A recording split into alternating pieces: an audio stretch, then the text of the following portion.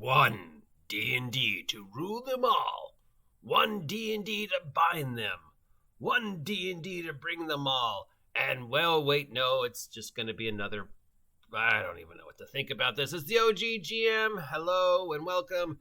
We now have a full breakdown of what happened at Wizards of the Coast Presents and some of the following disastrous, controversial, what the fuckery that we could expect from us. And, you know, I mean, what did you expect from an event that was hosted by Jeannie D, one of the single most awful people in the gaming community? A person who has made their entire career out of basically insulting both legacy players and new players. Yeah, all right, so here's the breakdown. So, this should hopefully resolve what we think, you know, is the main source of their attention at Wizards of the Coast, because most of it was about Magic.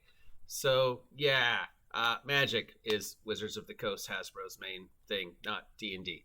All right, so first things first, Dragonlance Shadow of the Dragon hardcover source book. That's the December release, along with the large-scale battle game Dragonlance Warriors of Khurn. I don't know why anybody was surprised by this. Since they've been saying for almost a year this is what it was going to be. So, yes, that was the first announcement, which coming out of this means we'll have some new Dragonlance stuff, which will sort of be canon-ish, but like D&D adjacent, and a new skirmish game, which will probably be mediocre, but it'll give us a lot of new figures. And I, for one, want a figure of Lord SOTH on his nightmare. Then they had a comedy sketch about Magic the Gathering taking over the Wizards of the Coast offices. What are you saying to us there?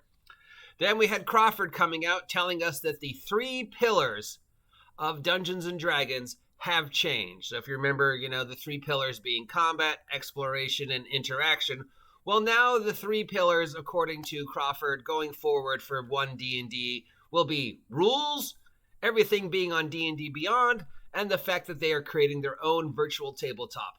We knew that there was some higgly-piggly about whether they were going to make their own virtual tabletop or buy one. It looks like they're making one based upon the Unreal Engine. So that's something to be expensive.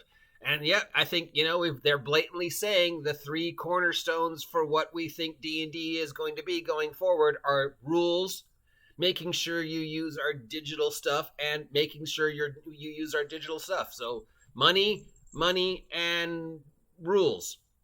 Not combat, exploration, and interaction, and shenanigans. The 3 cornerstones of D&D are now going forward. Money, and rules. So, yeah. I mean, you know, whatever it is D&D used to be is gone. I'm sorry. Argue with me all you want. But Wizards of the Coast has blatantly said within the first 20 opening minutes, we have no respect for the fans. Magic the Gathering is taking over the office. And the 3 things we want D&D to be about going forward is you converting to everything to digital and us changing the rules. Of course, they're going to be backwards compatible, except, of course, we know they're not backwards compatible because everything post-Tasha is not in any way, shape, or form compatible with everything pre-Tasha. Then there was a 1-hour video showing you how to use the character origin stuff. The character origin stuff is a 21-page PDF available on D&D Beyond. It's free if you have a D&D Beyond account. It took them an hour to explain this 21-page thing.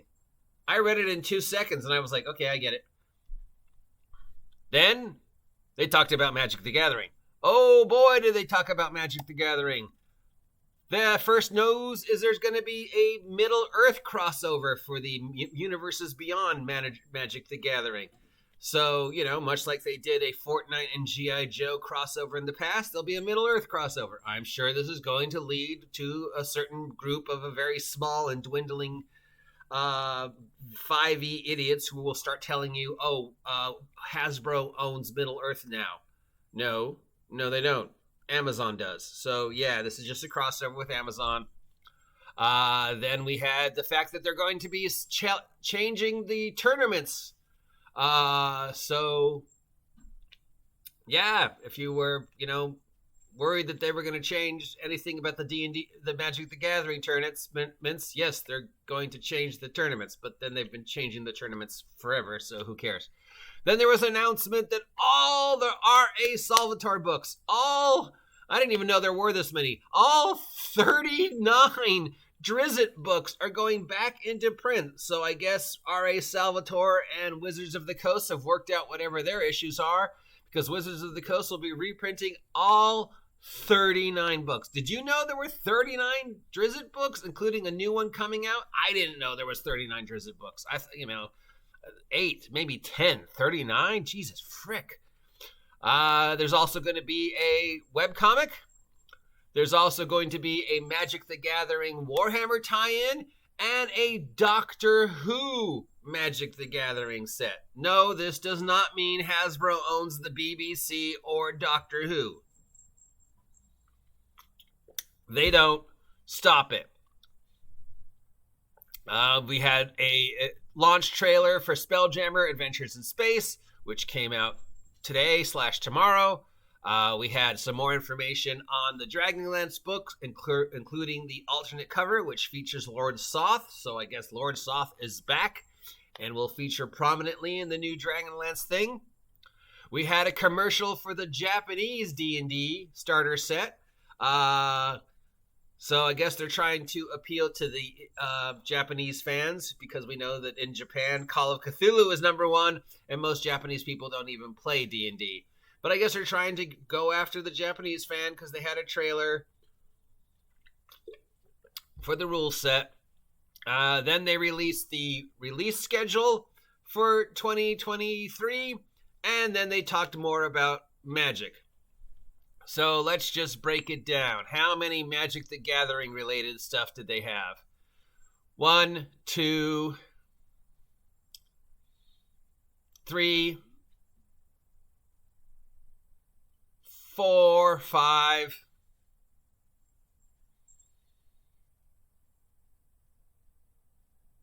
6. So 6-ish announcements about Magic the Gathering. How many D&D announcements did they have? 1, 2, 3, 4. I don't know what this means, but it can't be, good. So, of course, and the #1 news is the fact that we have in case there was any question in anybody's mind that they were going to be making a 50th anniversary edition of Dungeons & Dragons for 2024, they have announced that they're making a 50th anniversary edition of Dungeons & Dragons for 2024, except it's not called Dungeons & Dragons anymore. It's called One D&D. Wizards of the Coast has said 5th edition is it. We're never going to change it again until we change it again. If you were expecting a 6th edition in 2024, sorry, that's not happening. Instead, we are giving you One D&D, which will be fully compatible with all the previous editions, but we're giving you a completely new, revised, rewritten, redone Player's Handbook, a completely new, revised, redone Dungeon Master's Guide, which means everything that came before that is pointless because we're rewriting it for a new format. And what's that new format gonna be? Planescape! They also announced that the final product for 2023, which I guess means it's going to be maybe the official setting for 2024, Planescape. In fact, we have all the announcements for 2023. And in winter of 2023, we will have Keys for the Golden Vault. This will be an adventure companion similar to Saltmarsh or Candlekeep or Yawning Portal. It'll be like 12 to 15 adventures, all based around heists and thefts and Ocean 11 type stuff. So yeah. Then in spring, we will have Glory of the Giants. This tells us what they were planning with all those playtests about Glory of the Giants. It's going to be a book about giants, much like they did a book about dragons this year. We're going to have Glory of the Giants. Then in summer, we will have the Fendelver campaign. Yes, Minds of Fendelver, one of, if not the best Wizards of the Coast Dungeons & Dragons adventures from the very first starter book, is now being turned into a campaign, I guess similar to, like how Tomb of Annihilation was a campaign. So it'll be a big campaign with hints of cosmic horror But don't worry, it'll be Dungeons & Dragons Wizards of the Coast Cosmic Horror, so it'll be safe. In fall of 2023, we'll have the Book of Many Things, which basically it sounds like it's going to be a lot of new optional magic items, a lot of new character options, a lot of new race options, similar to Tasha's or Xanther's Guide to Everything. Just a splat book of stuff, which will totally be pointless once the 2024 books come out, because why buy the books if you're just going to reprint give me a new book that has everything you've already made? I'm not going to buy that because I'll just wait to 2024. I'm not going to buy Tasha's now because I know everything in it's going to be in 2024. Any product that has come out till now, you basically told me don't buy it because we're going to just redo it in 2024 and therefore you won't need it. Or if you did buy it, too bad, fuck you, because we're going to change it and redo it in 2024. And finally, the final announcement is that in fall 2023, right before the release of One D&D, will be Planescape. So I guess they have completely given up on Radiant Citadel already, going back to the drawing board and releasing Planescape. I was hoping Spelljammer would be the cornerstone of 2024 and the cornerstone of D&D, but I guess it's not. I guess maybe it'll be Planescape, or maybe it won't. I don't know. Nothing they're doing really makes sense. Everything that comes out in 2023 is sort of pointless, because in 2024 they've announced we're getting a new player's handbook and a new Dungeon Master's Guide. It'll be completely different, but backwards compatible. It's going to take everything we've seen, tear it apart, put it back together, rewrite it, present it in this new format, which is going to be more about, everybody's the same, nobody's different, but everybody's different and nobody's the same. Every class can get everything. Every class starts with a feat at first level. Every race starts as a feat with first level. We want it to be more about backgrounds. Instead of magic's going to be different. Oh yeah, magic's going to be different. Building characters is going to be different. Everything's going to be different. It's going to be a lot more based upon my initial perception of looking at the playtest document, because yes, I signed up for the playtest. 4th edition meets GURPS. 4th edition meets Pathfinder. 2nd edition meets GURPS. That is the direction it is going for. I don't know why it took them an hour to explain this 21-page thing. I looked at it 5 seconds later. I was like, okay, I see what you're doing here. Yeah, I guess I kind of like that. No, I think that's stupid. It shows an utter lack of imagination, but I see where you're going here. Wow, this looks really familiar. Where have I seen this before? Oh yeah, 4th edition Dungeons & Dragons, Pathfinder 2nd edition, and GURPS. So, what does this mean? Also, in case anybody was wondering about the legacy of Gygax going into the 50th anniversary of his and David Arnson's creation, no mention of Gygax or Arnson or anybody else. No appearance of any member of the Gygax family. No appearance of any of the still living OG, TSR crowd, the original players. Luke Gygax was not there. Instead, it was Jeannie D. Jeannie D was your host. What a great choice. We'll get into that in a sec. And they've changed the name. It's not Dungeons & Dragons anymore. It's not Dungeons & Dragons 5.1. It's not 6th edition Dungeons & Dragons. They don't want us to call it 5th edition anymore. They've claimed they're not going to change the rules ever again. This is it, except, of course, you're changing the rules. But this is it. We're sticking with 5th edition. All we're doing is we're taking everything we've learned since 2014, ripping it apart, putting it back together, presenting it in the new format that we think you want, that's going to be totally appropriate, totally approachable, totally non-racist, but in therefore being racist, showing total new imagination by showing an utter lack of imagination. And yeah, it's One D&D now. So yeah, it's not Dungeons & Dragons anymore. It's not Gary Gygax's Dungeons & Dragons anymore.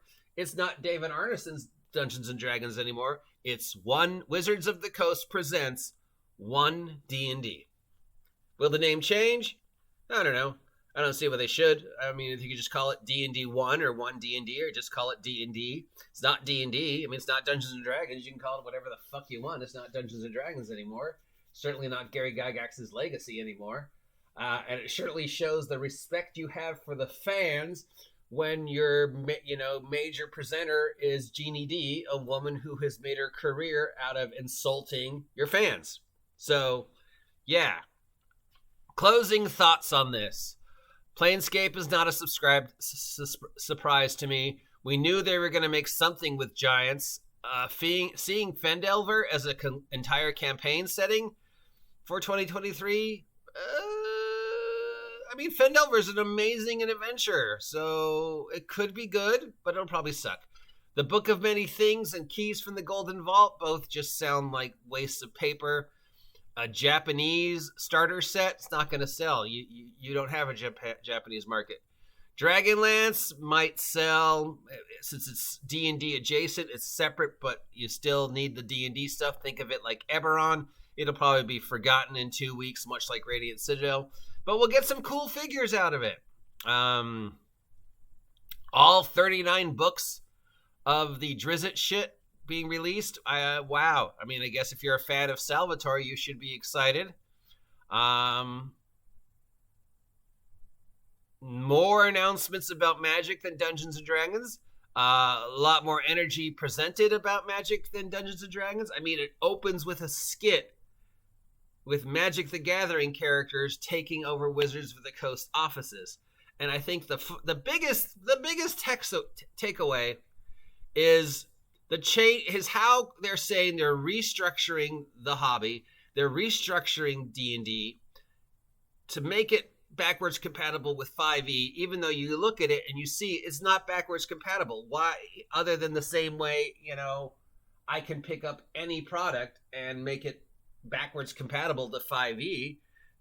The book itself is not backwards compatible. The format is completely different. And the final slap to the face for, is the fact that they are changing the 3 pillars.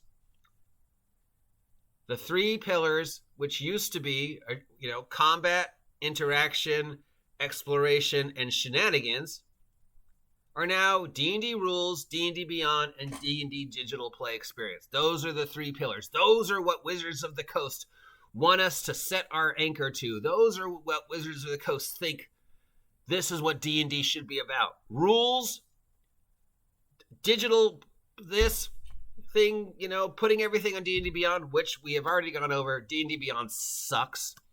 And having now it all be virtual tabletops, so you never actually have to get together ever again with living people.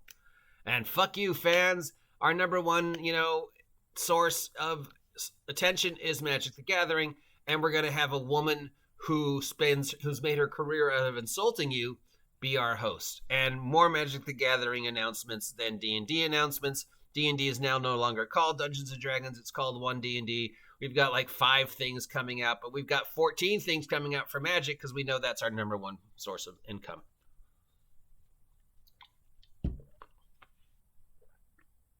Yeah. We will take a look at the playtest tomorrow, and I'll let you know what you think. I think. All right. Any thoughts on this announcement? Any surprises? I'm sure there's a small percentage of people somewhere who are excited about this, but I think most of us are just going to be either disappointed or just be like, oh, great, you made a brand new game. It might be worth playing. I mean, it's not D&D. It's not even a continuation of 5th edition. It is brand new. It's completely different. The format is different. They've changed Magic. So how can you say it's backwards compatible when it's obviously not? I mean, sure, I can pick up Tomb of Annihilation and run it using the 2024 rule set, but that doesn't mean Tomb of Annihilation is backwards compatible. It just means I'm clever enough to convert it to whatever the current rules are, just like I've done 1,000 times before when converting OSR product to 5e or 4e, and converting television shows and Shakespeare to 5e. I mean, if that's what you mean by backwards compatible, then sure, yeah, it's backwards compatible. I can look at my 5e books that I own now, look at the 2024 One D&D and go, okay, I can convert this to One D&D in like 2 minutes. Yeah, excitement, adventure, real wild thing.